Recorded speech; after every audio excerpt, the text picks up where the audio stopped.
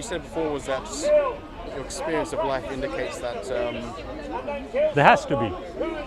There has to Based be. on what experience? I just told you. My experience has led me to the conclusion that there must be something after life. Like I said, it's subjective. And yeah, it's subjective. I'm thinking like that, based on everything that I have seen.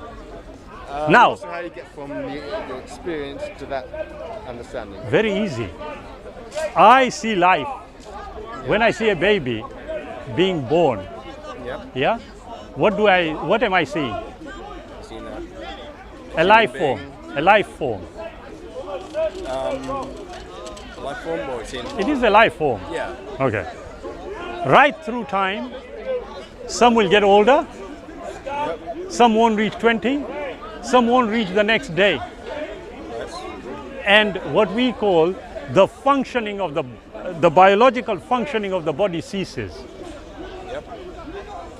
I'm saying to you, I've seen all that. Now I've come to the conclusion that, wait a minute, there's this body, yeah? You know, when I said my experience, I was stood next to a dead body. I looked at the body and I looked at myself. What is the difference between the two of us? One's dead, one's alive. What does that mean? One, the biological functions have stopped. No more breathing, no more heartbeats, no more consciousness, we assume. We assume. Excellent. But there's an issue here which we haven't considered. Everything that human body is made up of, I have. Correct? Yep. So what has disappeared from there? Function. No. Function is part of everything that the body is made of. So if we are to, if they're dead. if we break it down to its atomic level, what's the difference between the body and me? If you're not going to look at the function, then materially it's the same. Superb. But if we are composed of the same substance as the dead body, what makes us different? As I said, the functionality. No. The function is based on something. It has to be, otherwise that wouldn't die. Functionality is based on, well... On what? Well, the material conditions and whether or not the whole system is exhausted to the point of death. But here we are again. You are telling me what I just said. I am composed of atoms, do you agree? And molecules. Yep. Is it composed of atoms and molecules? Yep. What's the difference? Well, as I said though, you're functioning still. You're forgetting atoms and molecules are inanimate. They're inanimate. Yeah. When they're composed together in the right structure, they they do what? Do they create what we define as life?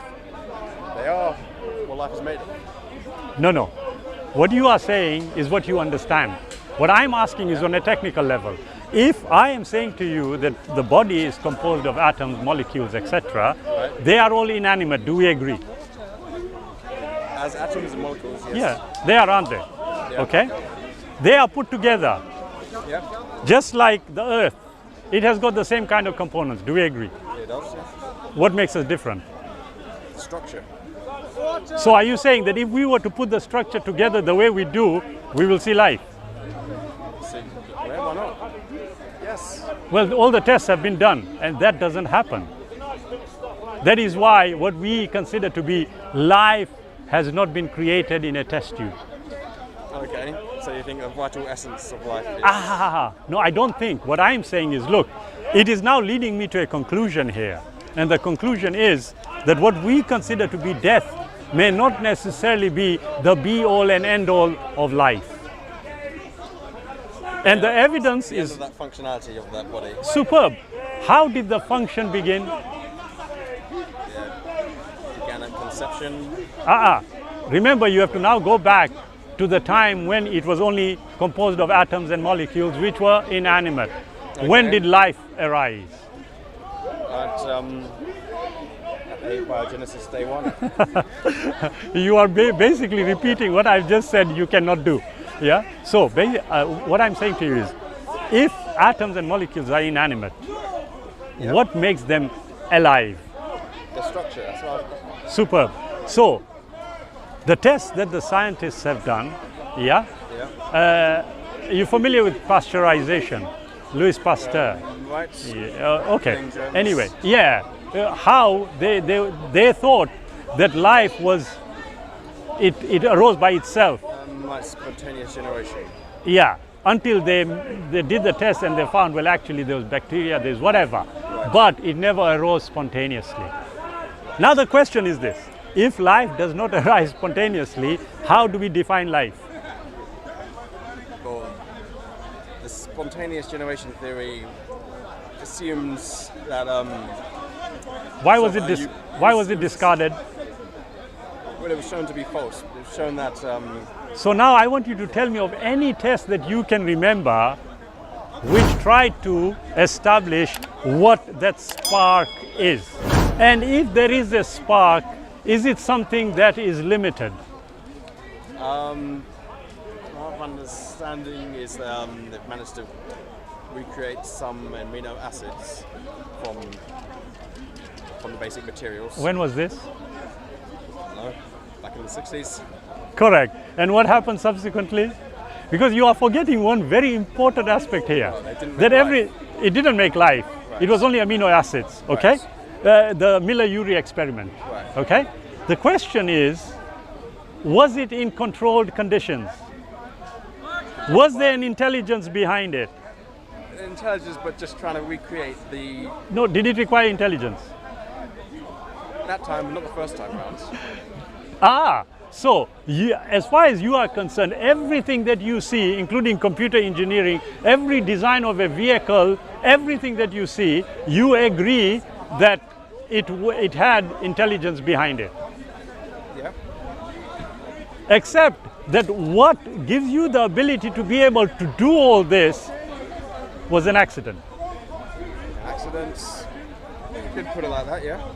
And you logically think that is reasonable. Yes. Why? Because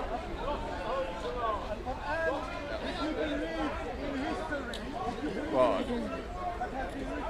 do you think you've demonstrated that? No, I'm asking you why. Why? Why we don't need an intelligent creator? Why do you think it is reasonable? Why is it reasonable for life to exist without a creator? I said to you, everything around design of cars, everything, Okay, you in have the no... human world. No. But excellent. You see, if something is brought to you, yeah, and it looks highly complicated, like a radio-controlled vehicle, motor vehicle, Okay. yeah, you look at it, and I insist to you, back in history, it suddenly came.